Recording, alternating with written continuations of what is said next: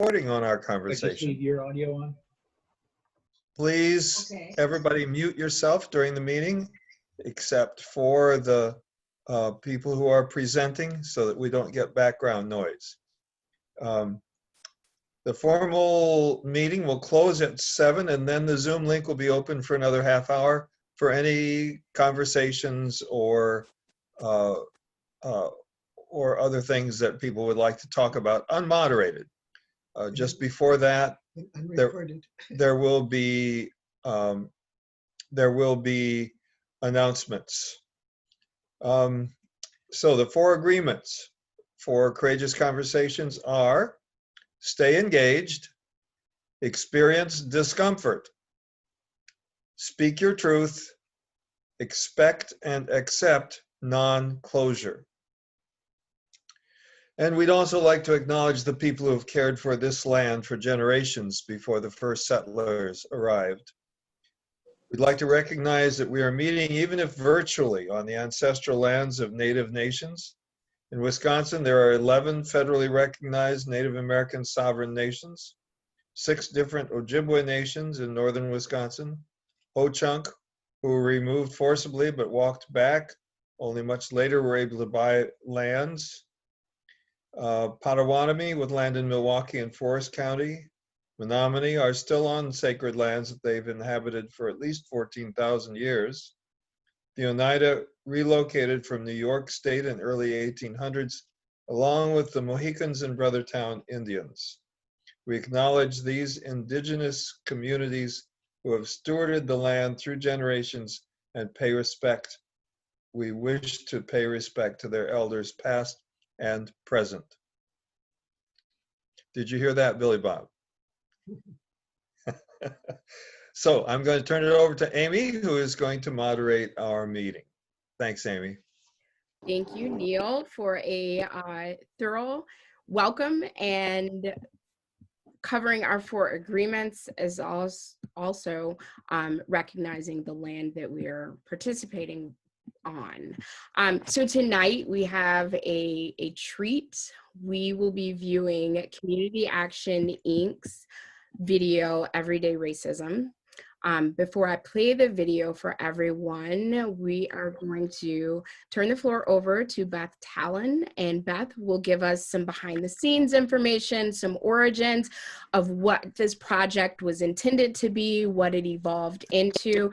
So without further ado, I turn the floor over to Beth. Oh, thank you very much. If you do not know me, I'm the Public Relations Manager for Community Action. And a while ago, at the beginning of the pandemic, we were actually talking about doing an agency overview video. And so originally, this was going to be a video talking about community action, its various programs, and kind of an overview for people who weren't aware of the agency. We were looking at combining our services with acquiring another agency at the time. So letting other employees know everything that we have to offer, because we do have more than 20 programs throughout Rock and Walworth counties. We decided not to go that route after we had a management meeting that our new executive director at the time, Mark Perry, led. And it was right after the murder of George Floyd. And as part of our management meeting, Mark went around the room and asked our staff members of color if they would like to share feedback, reactions, experiences. And it was very powerful. And wearing my public relations hat and also my former broadcaster hat, I was thinking, how can we deliver this message to everybody who needs to see it?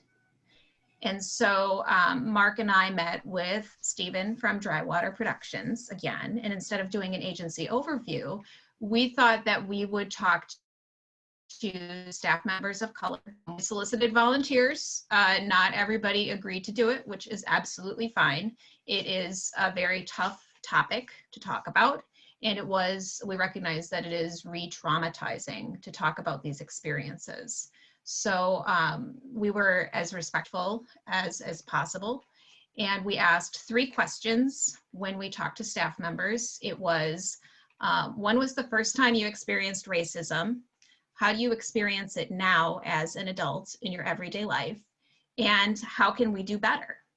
And so the resulting video is what we're going to be showing right now. It's about 7 minutes long, and I hope you find it as meaningful as we have found it.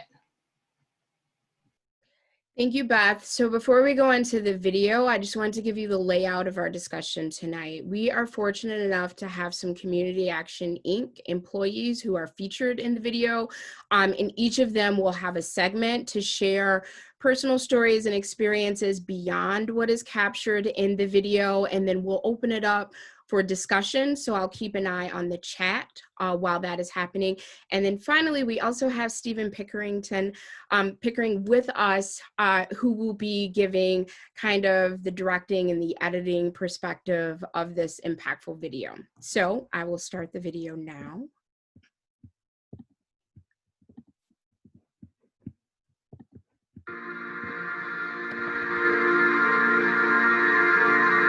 I was called a nigger by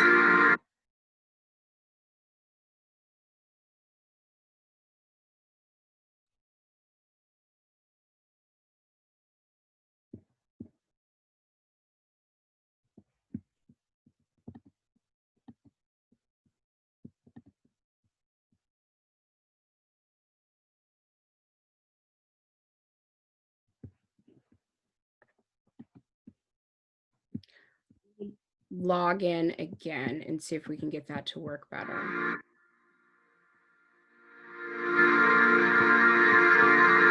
I was called a nigger by one girl. I will never forget that day.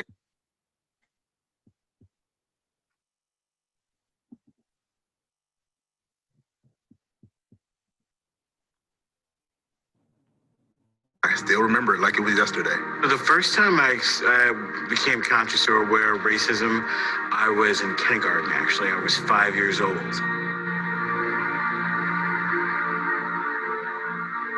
First time, I was probably about, I want to say 7, 8 years old. Around first or second grade. I was 11 years old. My mother, on more than a few occasions, would gather us in the house and say, don't go out to the streets. Don't go out there. The Klans are some people, it was said the white people out there, they're angry. And so we would be clustered into the house. We would look out the windows and say, stay inside so no one get hurt. I experienced that many times as a young man growing up in the South. We went to a park. We met up with some other children who are obviously of a different race. And we were told that we were not allowed to play with these kids because of our color. The neighbor took it upon himself to come out. He stood over my father, telling him, you know, keep the noise on your side of the border. One of the things I remember most when I was 5 was my dad coming home with a rubber gorilla that had a noose around its neck that had been hung in his locker. My parents had to try to explain racism to a 5-year-old. When I got off the bus, I had to walk like 3 blocks to get to the school. Well, that school was in a predominantly white neighborhood. So kids in that neighborhood immediately started calling me the N-word. It became a way of life. It was like, you know, that was the game we played every day. We all know that racism is alive and well. But me being a black man, I always felt like I had to try harder. You know, I feel like I had to tiptoe around in certain situations because of my skin color. I have experienced racism majority of my life. It's kind of part of the norm. You know, things happen all the time that are reminders of cultural issues or racial dynamics, or you're reminded of people's bias on a consistent basis. So we had this experience. We went into Stoughton and we fished that day. So we walk in the bar and it's like, I'm dead. I sat down, ordered a beer, and started drinking. These 2 guys next to me turned to me and said, Negroes are not allowed in this bar. I didn't do anything wrong. The only thing that I did wrong is to be black and walk into a bar. I've had meetings with people and they were surprised that I own that business. And I can tell just by the reaction of people in the room that they weren't comfortable with me on a few occasions. A coworker and I were working on a grant late I turn around, lock the door. We're both walking out, and the parking lot security person pulls up, and as they pull up, that person shines a spotlight on me.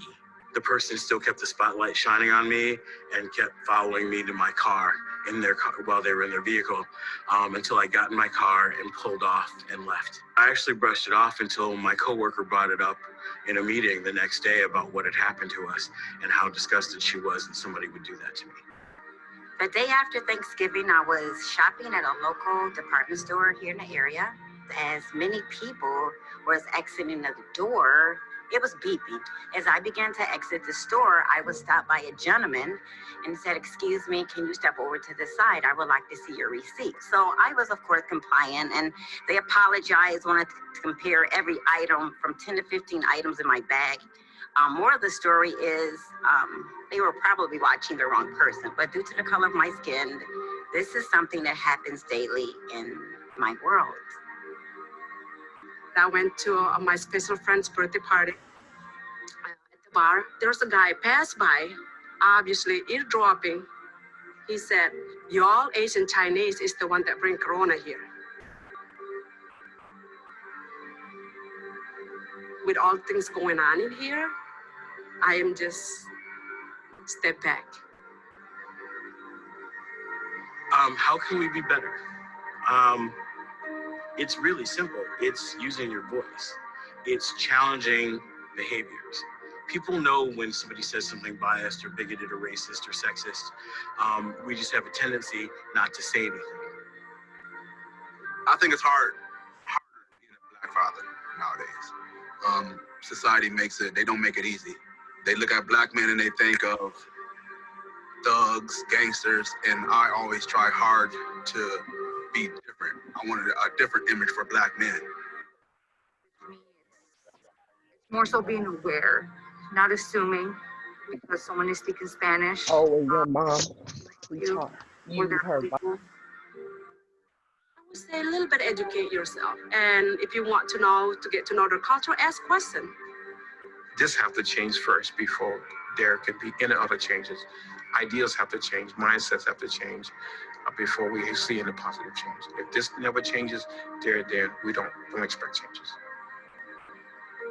I'm thankful that I don't base the opinion about white people or people in general from the kids who chased me when I got off the bus. I try not to formulate an opinion about a person and just get to know them. Accept that racism exists, accept that it impacts people every single day, and then open your mouth and do something about it.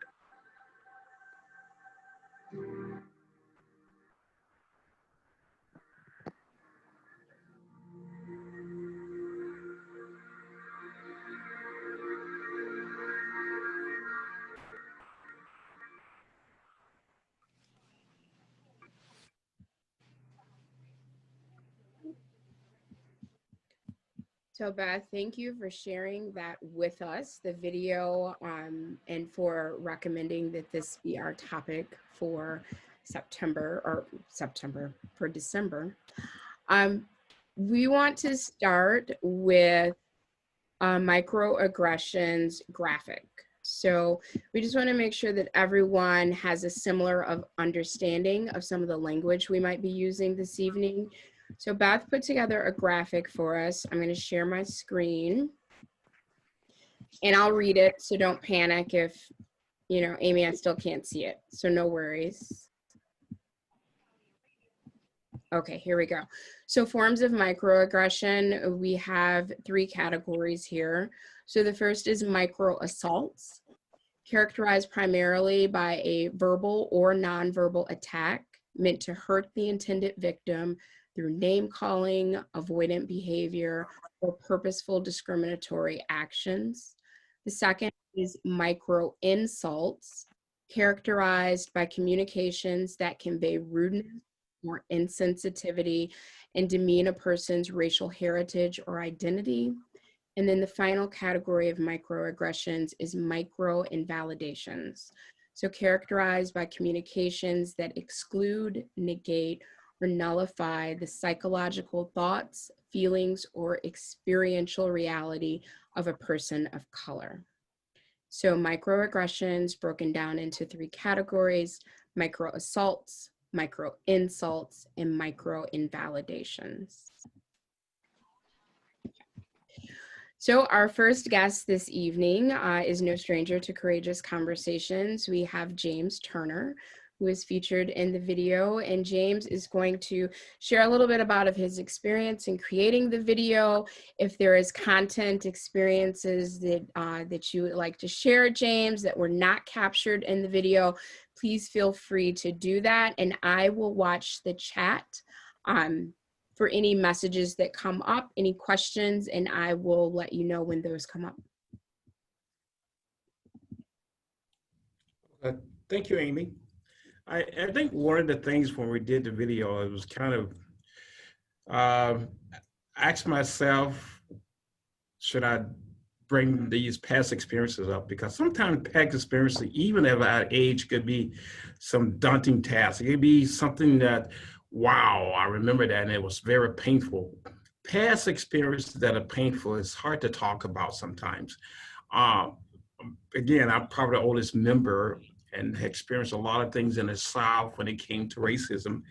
And I kept thinking about some of the things that I experienced growing up in the South in Atlanta, Georgia. And one of those things is the color scheme, white colored only. And I thought about those things a lot after the video. Boy, what kind of world have we lived in? And I recently saw the NBA finals. And one of the coaches said something that stick with me today. He said, Black people love this country, but this country do not love us. And that stuck with me for a long period of time. And I started reminiscing about that comment. And I said, boy, that's such a powerful statement. Why are we so not loved about being Black in this country? What did we do wrong? What are our things in our life and our experience that makes us so disliked? And as I continue to ponder on that question or that statement, I keep reflecting back all of my experiences down South, all the different encounters in high school, in public where we saw so much racism in my family growing up. So these experiences have been such a challenge. And now recently, over these few months now, with the racism, with the shootings, and it just brings up horrifying scenes in my life and things that I've seen where that, wow, we have reversed our pattern in this country. At one point in time, I thought we were just slightly getting better, but these recent months, it seemed like we're in reverse mode. More shootings, more stop, more racism, more comments, and boy, and I asked myself, this is never gonna stop. And recently I had a situation where my tail light was out. And I knew it was out, and I was too lazy to change it, because to change the tail light in my vehicle, it's not that easy. You have to go through a lot of different screws, take it on the hook. I was just too lazy to do it. So as I was heading up Liberty Avenue, police got behind me, and I said, oh my God, what is this about? But it was not about the tail light. As a Black man, as a person, I had to go through a checklist while sitting in that car. The checklist was, boy, do I have my insurance? What should I do next? Keep my hands on the dash.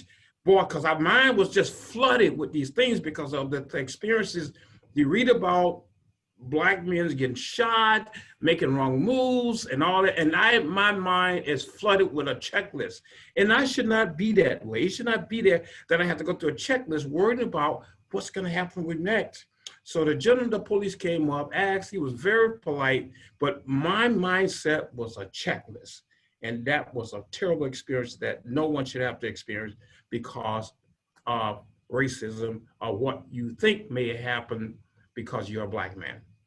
And I tell you, it was not a good feeling. So where have we come? And that's the question now. We have not made the progress in this country when they talk about racism and unity. And this is a fearful thing. And I think I said before, unless the next generation, we will not see the fruits of the labor of this generation. The only change that we would ever see is that we have to change mindsets. Mindsets is a change that are going to happen over a period of time. And that will start with our younger generation. How do we tell them about unity? How we tell them about respect? How we tell about color? How we tell about being friends? How we tell about we need to unite and don't worry about color of skin? Unless that changes, we will not have the changes in this generation that we hope for. Well, James, thank you for getting us started. I would like to comment on a couple of things you said, and then I will open the floor for anyone who would like to include a chat. If it's a quick question, go ahead and type that out and I'll repeat it. If you want to send something to me privately, that means that I know that you want it shared, but not to have your name attached. Or there's a final option, you can just put a question mark in the chat and then I will come to you in the order that you appear. You can feel free to unmute yourself and share your own question for the group. So a couple things I wanted to comment on, James.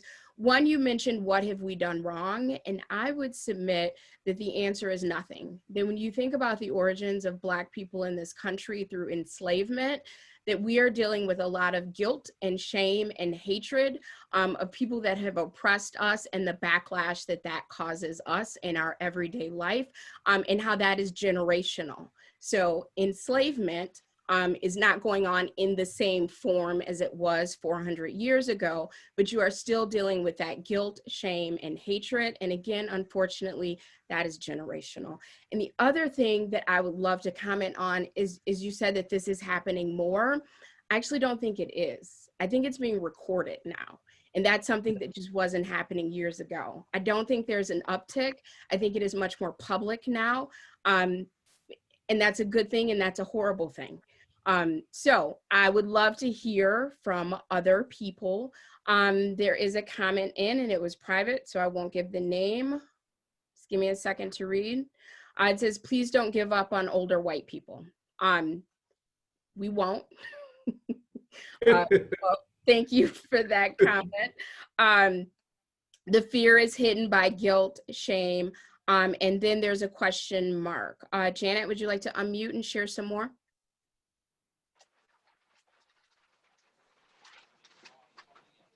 Well, I think that the bottom line is that those white people who express those horrible negativities are afraid of Black people. And I, as I said in my comment, I think the fear is hidden underneath the guilt and the shame, and I forgot what the third one was, Amy. But that they act out fear. You don't, if you're not afraid of other people, you don't have to act like an animal toward them. If you truly feel superior, you don't have to act like a jerk. You can just go forward and feel superior, but you don't have to be violent, oppressive, and so on. It's a reaction. It seems to me that is excessive if we were doing that to someone else, but the people who are doing it to minorities, especially Blacks, have a lot of violent angst hidden in them. You know, in some states when we're learning this, that and it's been true in Alabama and Mississippi from the time of slavery, that there were more Blacks than whites there. And the way you can suppress that is extreme segregation. And now what do you do with the voting issue? You know, you're extremely suppressive about voting because, you know, you can be outvoted. And it's, again, the fear kind of thing. Janet, thank you for that. And as we all know, racism is very complex and it's also very nuanced. Ibrahim Kendi put it this way in How to Be an Anti-Racist. He said, we may not all be the producers of racism and white supremacy, but we are all the consumers of it. And it would be naive of us to think that you can consume something every day, blatant and covert, and it not impact you. I have had discriminatory situations with people of color. So it is so insidious that the things that you are taught, the things that you consume come out. I've had people of color try to tone police me. Oh, well, you shouldn't say it that way. You should use softer words. And this is coming from a person of color, which adds another unfortunate layer, in my opinion. So let me head back to the chat.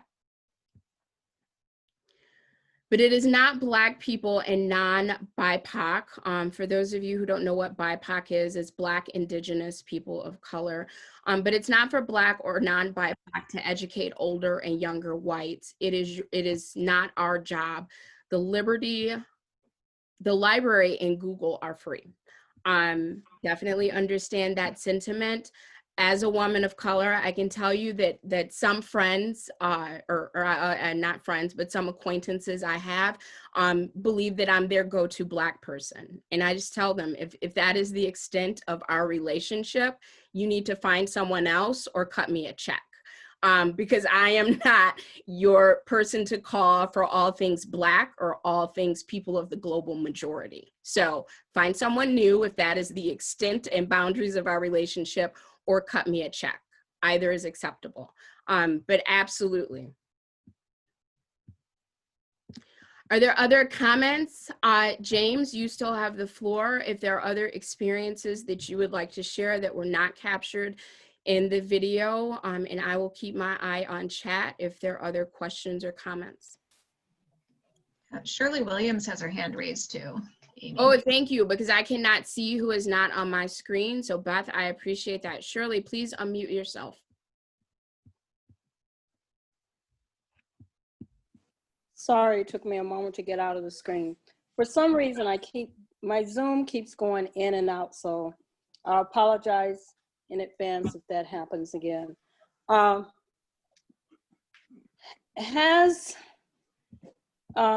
Gentleman was speaking, my husband entered the room and he informed me of an incident that's been reported tonight on national news, both on ABC and NBC. Apparently, a man was in a hotel with his son, and this Black man, I should say, with his Black son. And this white woman walked up and started pointing to him and said that, "That's my phone, that's my phone." And he made the comment, you know, "This is my phone. There are a lot of iPhones in this country." And she's like, "No, that's my phone, and I'm not gonna let him get away with it." And apparently, shortly after she made that comment, someone who had dropped her off at the hotel walked in, who was a Uber or a Lyft driver, and said, "Ma'am, you forgot your phone." And